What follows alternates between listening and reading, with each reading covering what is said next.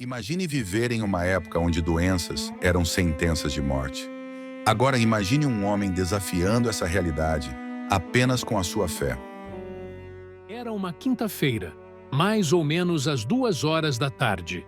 Eu estava a caminho de uma reunião na igreja metodista quando uma mulher me viu e me chamou para orar pelo pai dela, que sofrera um acidente 10 anos antes, causando severos danos ao joelho e ombro.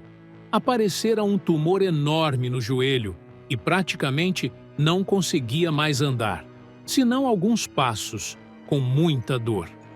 Ao me avistar na rua, a filha falou com o pai que pretendia me chamar para orar, mas ele não quis, pois não acreditava nesse tipo de coisa. Mesmo assim, a filha foi em frente e me chamou. Quando entrei, não sabia da atitude do pai, embora não teria agido de forma diferente caso soubesse. Sr. Mitchell, eu disse, não tenho tempo agora para conversar. Tirei meu sobretudo e chapéu e ajoelhei-me para orar. Coloquei minhas mãos sobre o joelho dele e logo em seguida percebi que fora curado. Sr. Mitchell, estenda sua perna.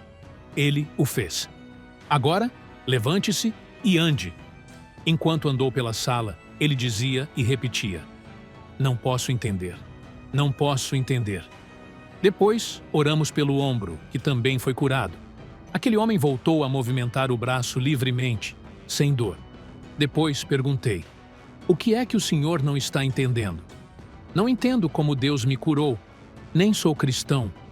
O senhor está me dizendo que nunca rendeu seu coração ao Senhor? Perguntei. Sim, ele respondeu. Nunca o fiz. Então, orei com o pai, a filha e mais uma senhora, e todos se entregaram ao Senhor Jesus Cristo.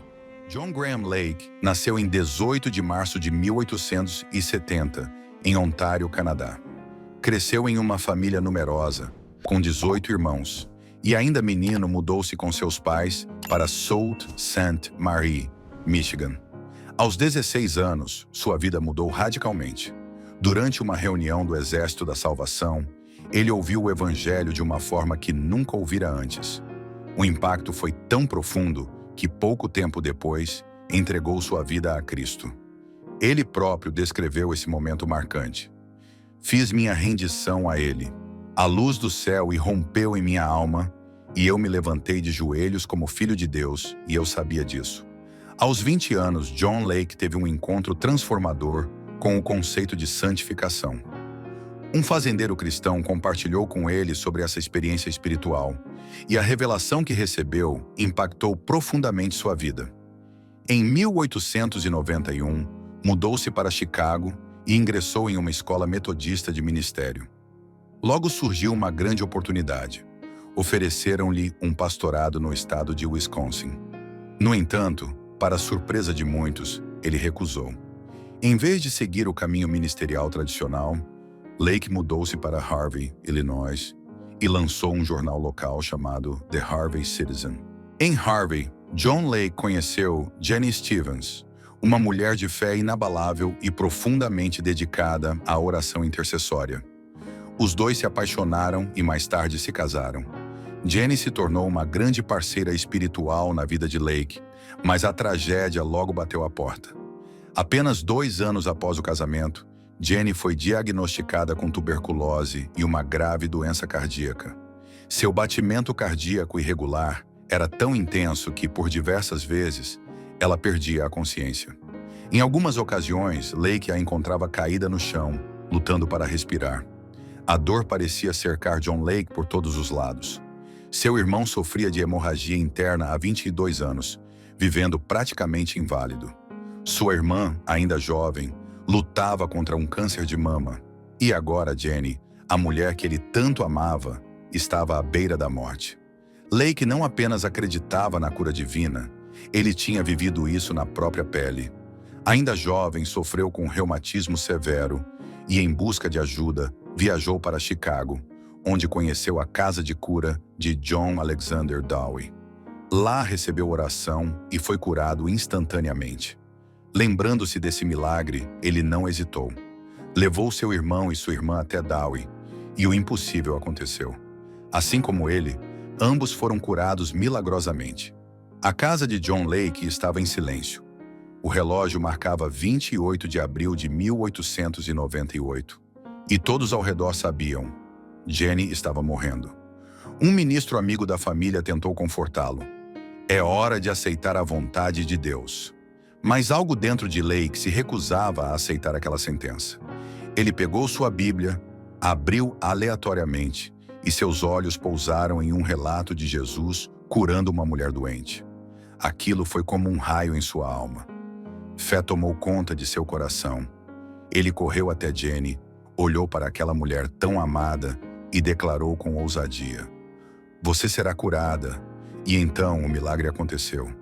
De repente, Jenny abriu os olhos, sentou-se na cama e com a voz cheia de emoção gritou: "Louvado seja Deus, estou curada." Em 1904, John Lake deixou Zion e mudou-se para Chicago, onde comprou um assento na Chicago Board of Trade. Lake foi bem-sucedido financeiramente.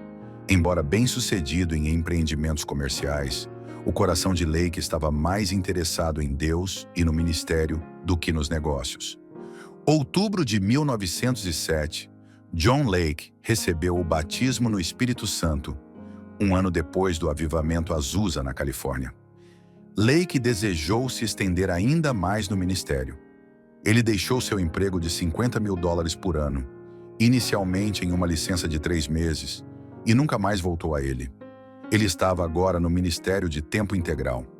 Ele disse: "Estou para sempre com tudo na vida, exceto a proclamação e a demonstração do Evangelho de Jesus Cristo." Lake teve uma experiência adicional na qual afirmou que Deus o chamou especificamente para ir à África. John Lake e sua família desembarcaram na África do Sul em 1908, sem saber exatamente como Deus os usaria. Mas não demorou muito para que as portas do ministério se abrissem. Um pastor local, prestes a tirar uma licença, pediu a John Lake que assumisse seu púlpito temporariamente. Foi o suficiente para o fogo de Deus começar a se espalhar. Milagres começaram a acontecer. Pessoas eram curadas em suas reuniões. A notícia correu rapidamente. Em pouco tempo, centenas vinham não apenas para ouvir suas pregações, mas para receber oração diretamente dele e de sua esposa, Jenny. A casa dos Lake se tornou um verdadeiro centro de avivamento. Homens, mulheres e crianças formavam filas para serem atendidos. Jenny e John passavam horas orando pelas multidões, testemunhando o poder de Deus, transformando vidas, restaurando vidas e acendendo a fé no coração do povo. Em meio a todo esse sucesso, a casa de Lake estava prestes a passar por uma tragédia dolorosa. Em 22 de dezembro de 1908, enquanto Lake ministrava no deserto do Kalahari, Jenny morreu por conta de um derrame. Quando ele voltou para casa, soube de sua morte. Foi um golpe de mestre do inimigo, de acordo com John. Mesmo assim, continuou com seu trabalho e com a criação dos 7 filhos. Com o crescimento avassalador do avivamento, John Lake e Thomas Hesmalhausch fundaram a Missão de Fé Apostólica da África do Sul. O impacto foi estrondoso. 100.000 pessoas se converteram. 625 congregações foram estabelecidas em todo o país. A missão crescia de maneira grandiosa. Milhares eram curados, batizados no Espírito Santo e transformados pelo poder do Evangelho. O mover de Deus era tão intenso que até mesmo cidades inteiras foram impactadas, e o trabalho missionário se espalhou para além das fronteiras da África do Sul. John então voltou para a América. Em 1913, ele conheceu e se casou com Florence Switzer. Ele teria mais 5 filhos com ela. Florence era uma estenógrafa habilidosa e gravou muitos dos sermões de John. A família Lake se estabeleceu em Spokane, Washington, onde Lake montou seu próprio tipo de casa de cura, que ele chamou de salas de cura. Dezenas de visitantes foram milagrosamente curados nessas salas de cura, e as notícias das curas eram frequentemente publicadas no jornal local. Em pouco tempo, cerca de 200 pessoas por dia estavam visitando as casas de cura de John. Em 1931, John Lake encerrando um ciclo de viagens missionárias e milagres ao redor do mundo. No entanto, algo inesperado aconteceu. Sua visão começou a falhar. Determinando-se a buscar a Deus, John saiu sozinho para orar. Em sua caminhada, conversou com o Senhor, argumentando que, após ter presenciado tantos milagres, seria uma vergonha perder a visão. Ele falava com convicção, com a mesma fé que o acompanhou por toda a vida. Quando voltou para casa, seus olhos estavam completamente restaurados e permaneceram assim até o dia de sua morte. No dia do trabalho de 1935, John Lake e sua família voltaram para casa depois de um piquenique na escola dominical. Ele estava exausto e decidiu se deitar para descansar. Mais tarde naquela noite, sua esposa Florence percebeu que algo estava errado. Lake havia sofrido um derrame. Por 2 semanas ele permaneceu debilitado, incapaz de se recuperar. Então, no dia 16 de setembro de 1935, aos 65 anos, John Lake faleceu, encerrando uma jornada marcada por fé, milagres e um impacto duradouro na história do cristianismo. A vida de John Lake foi uma jornada de fé inabalável, marcada por milagres, desafios e um compromisso absoluto com o Evangelho. Desde sua conversão transformadora até o chamado missionário que incendiou a África do Sul, ele viveu intensamente sua crença no poder de Deus para curar, restaurar e salvar.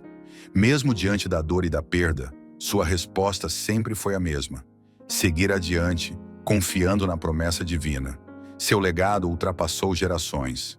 As salas de cura em Spokane testemunharam curas extraordinárias, impactando milhares de vidas.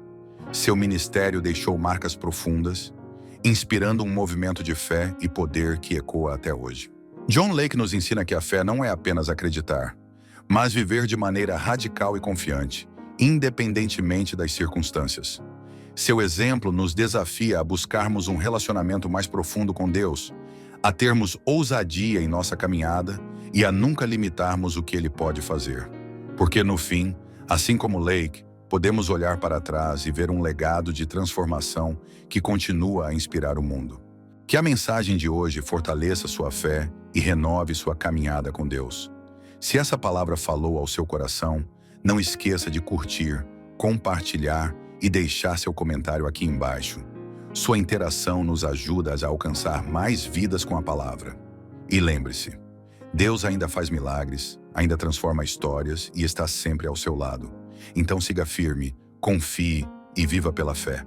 Nos vemos no próximo vídeo. Que Deus te abençoe.